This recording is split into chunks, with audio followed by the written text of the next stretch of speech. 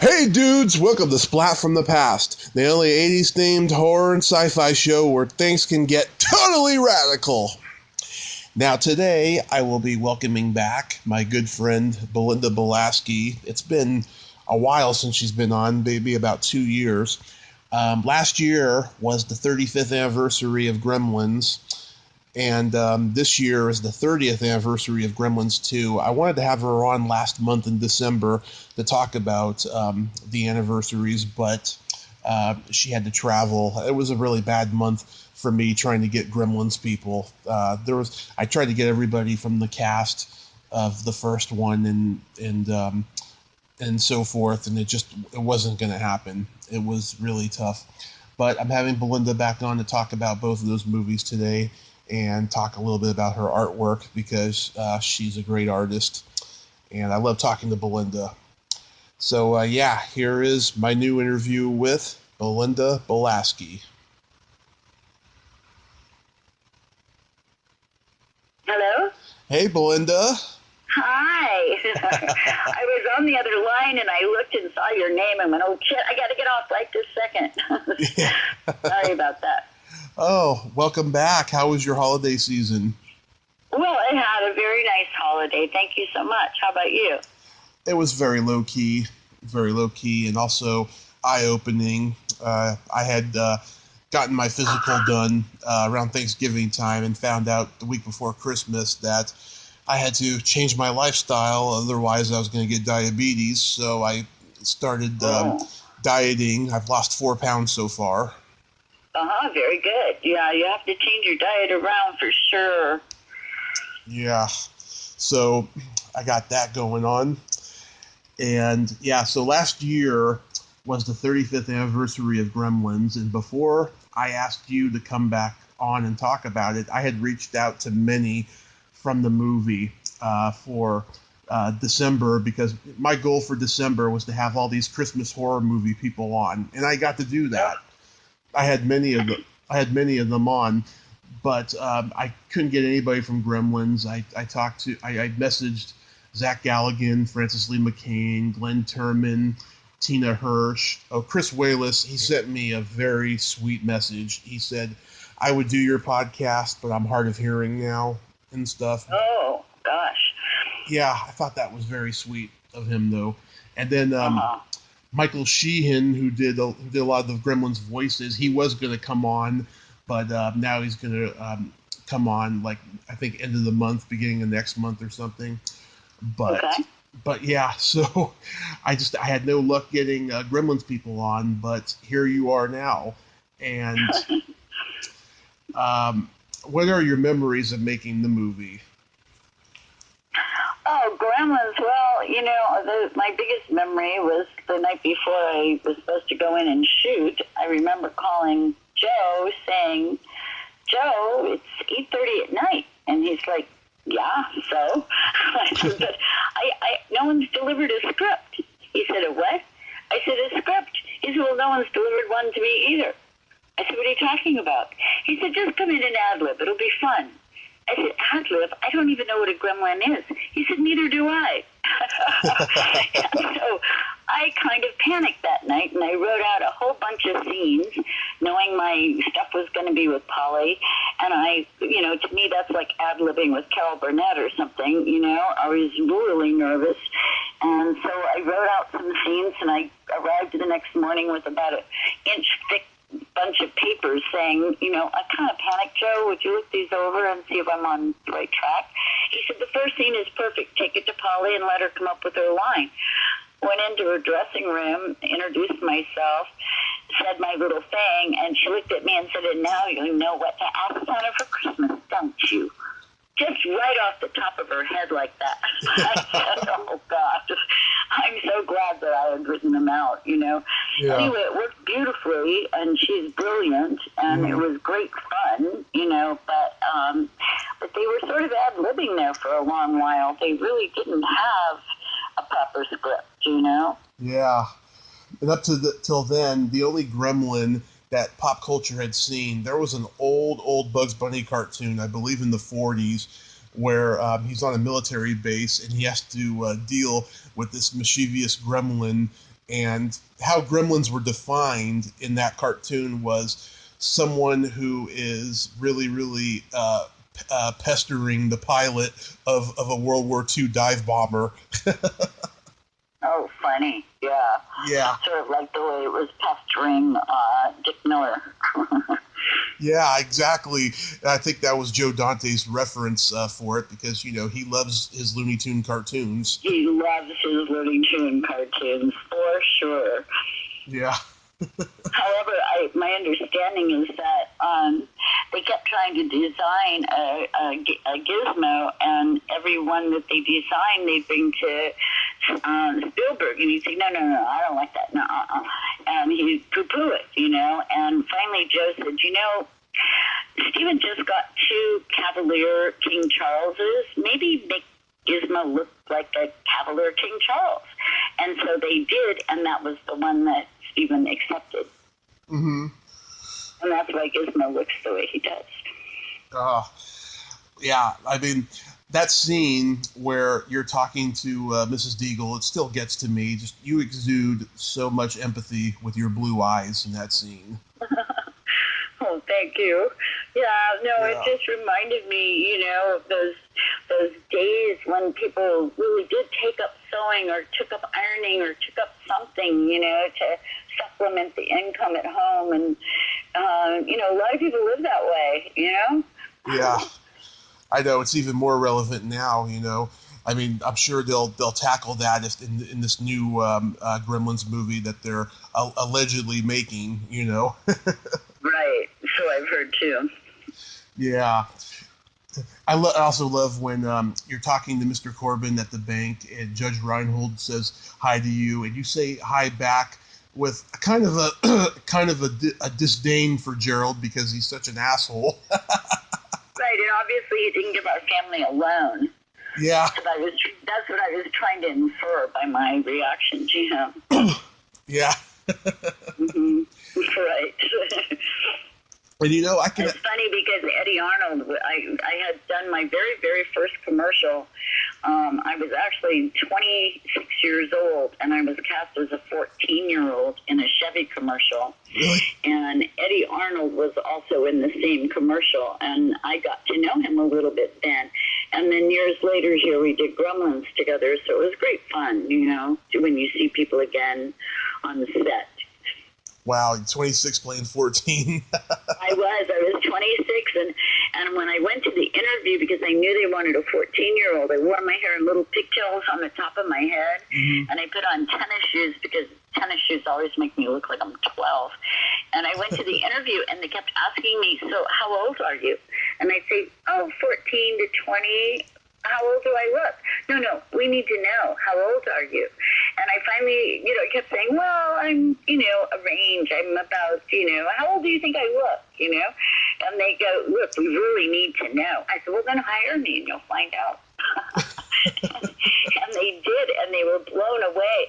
And Craig T. Nelson played my father in this commercial. Oh, my God. It's really funny, you know, because in that commercial, I'm sitting in the back seat as a 14-year-old, and it was a sort of end of the year Chevy commercial where they were showing all the new cars, and they had this Impala that we were all up in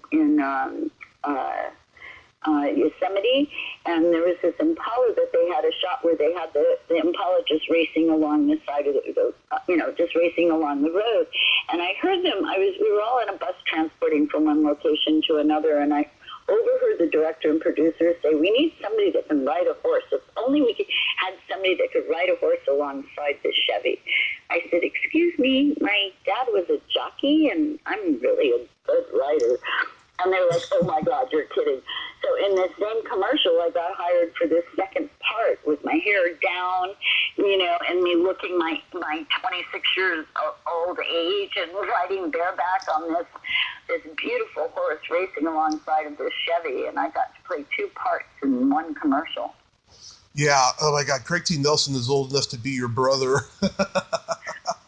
Well, not now. That was back during the time when he had a beard, right? He was really in his 30s. You know, at that time I was kind of in my 20s, so he was a good 10 years older than me. But that was during the time he had a beard, right? I don't remember him with a beard at all. No. It was a clean-cut Chevy commercial, you know? Yeah. I just can't remember who played the mother. I mean, I remember my dad perfectly, and I do not remember the woman sitting in front of me in the car. I have no idea who it was. Because I have seen a picture of him with a beard. It's on the wall at the Comedy Store, because he was a comedian in those days. Mm-hmm. It's pretty funny seeing him with it. But wow, yeah. You know, it's funny. I can imagine you playing the mother in Gremlins because you played such a good victim in The Howling, you know. But I'm sure Joe thought, I put her through enough on that movie. I'll just cast her as Mrs. Harris. Well, he liked to have his little repertoire group. You know, he wanted to use the same actors over and over again, and I got very, very lucky as to be included in that grouping. Yeah. I mean, Frances Lee McCain, she actually gave the mother, she gave her a gritty edge, I have to say. And I remember Zach saying on the DVD commentary that she actually reminded him of his own mother. To which... well, I don't think I was old enough at that point. Yeah, to which Howie Mandel responded with, "Did you see her naked?" Yeah. I was on the movie review website, RottenTomatoes.com, and I read this review blurb that had me laughing out loud. It said, Dante is perhaps the first filmmaker since Frank Tashlin to base his style on the formal free-for-all of animated cartoons. He is also utterly heartless. Oh, I don't think so. I don't think so either. I disagree with that. Yeah, oh my God, just the things that critics come out with sometimes, you know? I know. Well, there was some article recently where they misquoted all of Joe's credits. I was like, what? Do you look this stuff up before you print it? Exactly. Anyway. Exactly, you know, and I think this is like, you know, what got so many people into being what they call now internet trolls, you know, where they just, you know, have their own version of criticism without, you know, really looking in depth to the person's work. Kind of important, isn't it? Exactly. Exactly. But this year is the 30th anniversary of Gremlins 2, and okay. I watched the movie a couple weeks ago, and I realized something I never noticed before. You dressed like a Catholic schoolgirl in that scene. Well, they dressed me. I didn't really have a choice, but yes, they did. I was supposed to be this very straight mother, completely different kind of, you know, no continuity with Gremlins 1. Different child, different mother, different situation. And basically, I think, you know, he wanted me to have this scene with Paul Bartel, you know, because we had done Cannonball together. Mm-hmm. Yeah, you got the purple sweater and the white polo collar. Yeah, it's really funny to me because I went to Catholic school for 8 years, so I saw something like that every day. Yeah, no, I totally get that.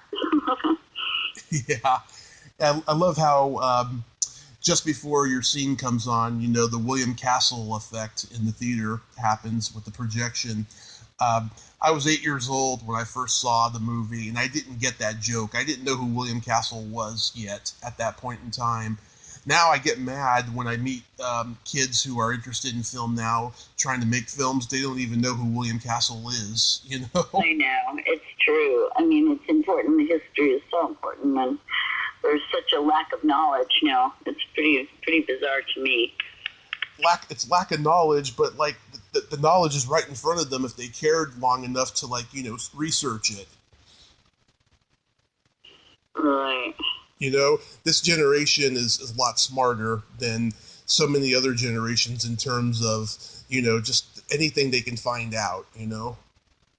Right, but they're too busy looking at their phones, so it's kind of, you know, different difficult.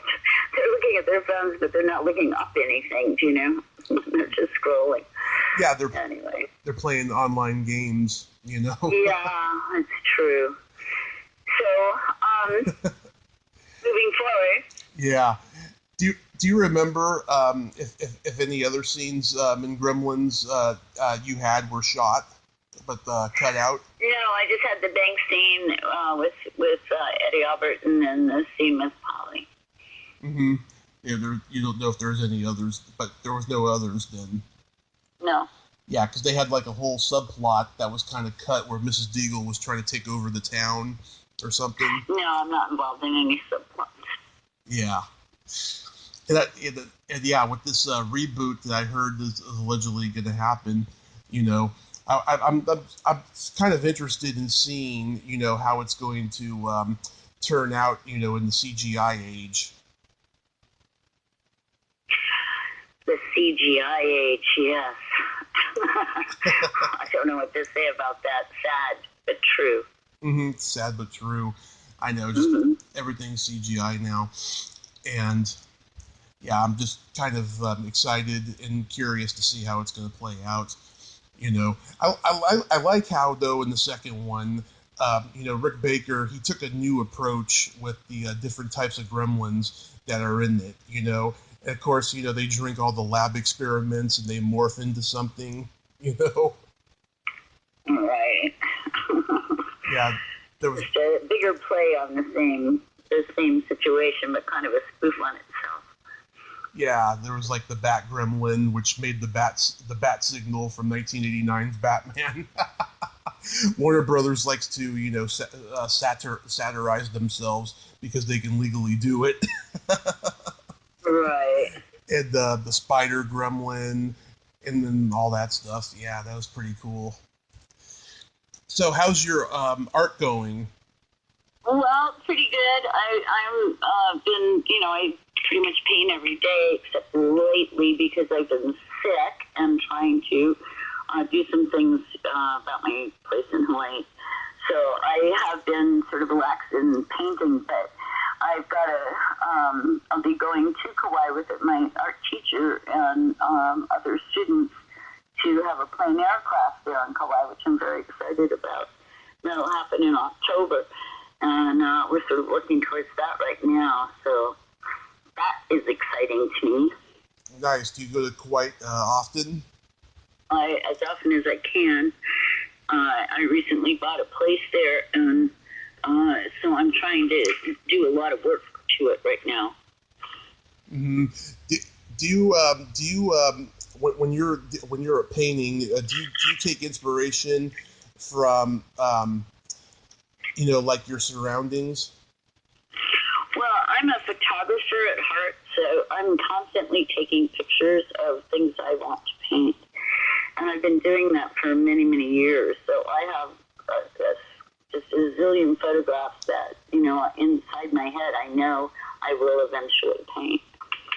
Mm-hmm. And have already started doing. You know, a lot of my paintings come from my photographs. Most of them do. Yeah, I'm sure you got a lot of photographs. Yes, I do. Another guest of mine, Mindy Seeger, she's also an artist, and she posts pictures of her designs, and they are just so beautiful. Art is such a wonderful expression. I wish I had a talent to draw or paint, you know, and I envy the ones who can do it. Well, I think I'm very lucky to be able to transfer some of this energy there, because when I was a little child, my mother would always find me in the closet drawing, you know, and I was sort of this closet case artist.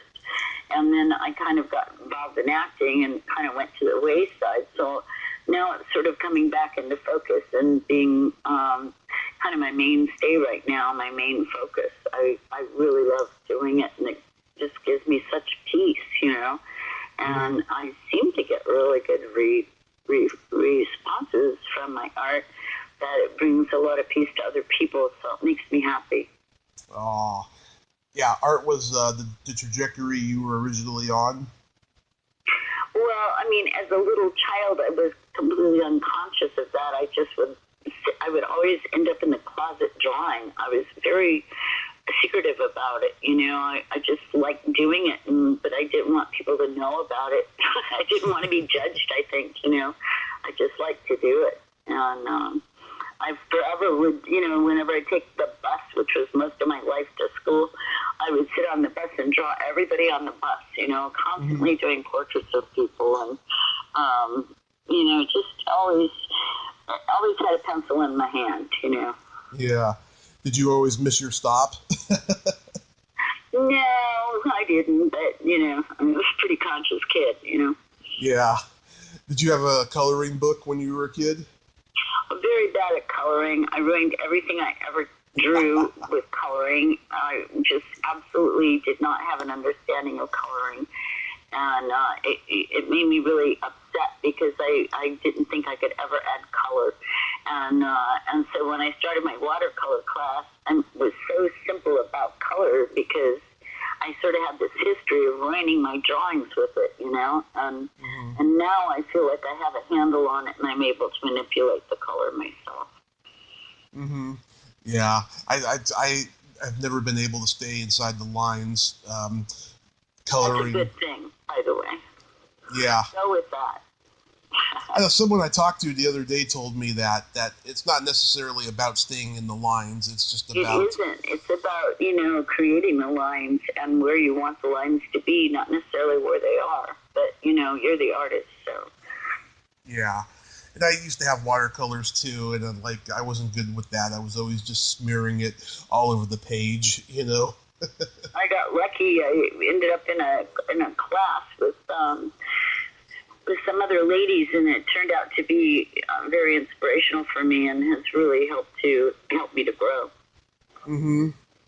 You still take art classes? Not as often, but periodically, yes. You feel like it's best to keep learning all the time about what... Well, there's always something to learn, and you get stuck in a style or you get stuck in a way of doing something. It's good to kind of break that up and learn another approach and open the whole bag of tricks up, Yeah. So I think classes really force your hand in that. You get too comfortable just painting at home, Do you own many rare antique paintings? No. You never bought a Rembrandt or something? No, not at all. No, I bought some Peggy Hoppers and some Ivan Durrells, and that's it. I love Ivan Durrell, and I love Peggy Hopper. I never really heard of her. She's a Hawaiian artist. Does she go... If you go to Hawaii, you'll see her everywhere. Oh. But I personally love her work very much.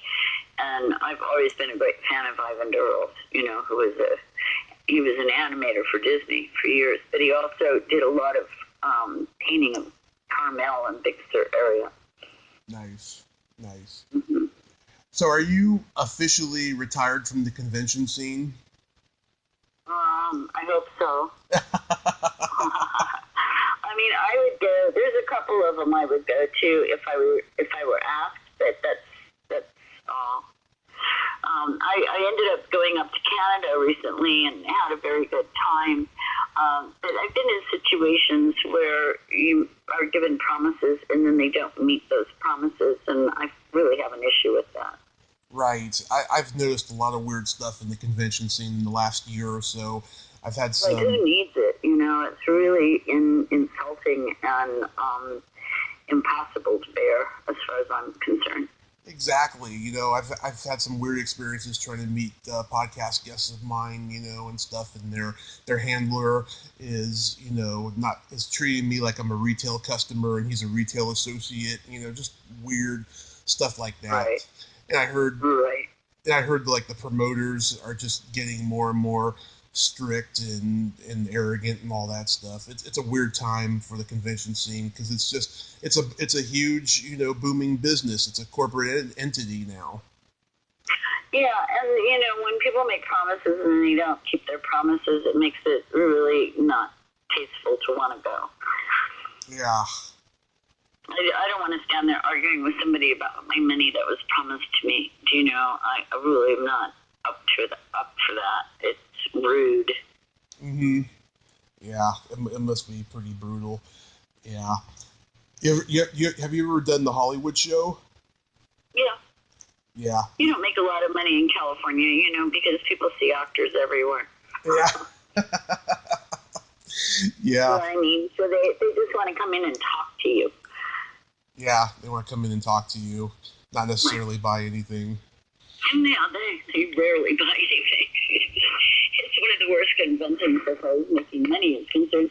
Fun because you get to, you know, see a lot of people, talk to a lot of people, but, you know, not lucrative in that way. Yeah, I've had a lot of people coming on and promoting their appearances at the Hollywood show and stuff, and they say they like it. I don't think the LAX is doing it there anymore, though. They're going to start doing it at the Burbank Marriott. Right, that's where it was originally, and it looks like it's heading back there. And that's where I met you at Son of Monster Palooza in 2016. Oh, yeah. But there was a Hollywood show that was there originally. Can't remember. Ray Court's show. That's where I did that originally, the Hollywood show. Mm-hmm. Well, Belinda. But yeah, Monster Palooza sort of took over that space. Yeah, you know, I think that you know, because they do the spring one in Pasadena. I love that venue. I think both of them should be at that venue. I think that the Burbank Marriott's too small to have a horror convention. Oh, really? I haven't been to the one in Pasadena. I went to another one in Pasadena, and it was like nobody showed up. It was very. In fact, Dee looked at me and said, "I'm packing." I said, "Oh my gosh, it hasn't even started." She said, "I'm packing right now." I saw Dee at the Pasadena one last year, and well, this is many years ago, you know. Yeah. But anyway, I haven't done the Monster Palooza one in Pasadena at all. Hopefully you will get to one day. It's a beautiful location. Ah, well, that's nice. Yeah. There's a lot of space in there, lots of elbow room. There's no elbow room at the Burbank Marriott. Well, Tommy, I've got an appointment right now, so I need to get off of the phone. Was there anything else you wanted to ask me? Oh, no. You were just so great today, Belinda, and I thank you so much for coming back on. And I hope your new year is a happy one, and God bless you. Thank you so much, and the same to you. Thank you. Bye-bye. Take care. Bye-bye. Well, there you have it. Belinda Balaski. Ain't she a sweetheart? I love talking to Belinda. She's so insightful and smart and a great lady. And check out her art because it is beautiful. If you like this video, everyone, please subscribe to my YouTube channel. Add me as a friend on Facebook. Join my Tommy Kovac comedian page on Facebook. Follow me on Twitter and Instagram and all that fun stuff. Well, that's all the time we have this week on Splat from the Past. Until next time, this is Tommy Throwback Kovac saying, there's no shame in living in the past because the present sucks. Later, dudes!